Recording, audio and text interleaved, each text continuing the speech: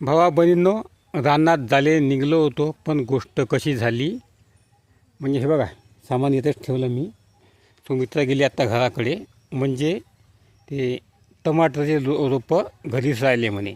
रानात जाऊन टमाटरचे 2-3 रोपं लावायचे आहे आणि आम्हाला खाद द्यायचं आहे. तर हे बघा, खाद्यासाठी सामान घेतला मी बटेसाठी. आता रानात आहे खत ठेवून, तिथला मी खाद दोघं देतो आहे. येत आहे वाटते सुमित्रा, येत आहे. दोघं मी खाद देतो रानात जाऊन. आता बाया फटत नाही, काही नाही.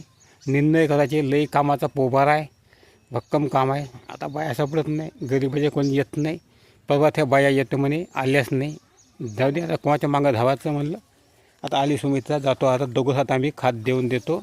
खाद देणं झालं का मग उद्यापासून निंदन दोघंच लावतो. निंदन राहिलो भरोश्यावर, कधी कोणाच्या भरोश्यावर राहू नये.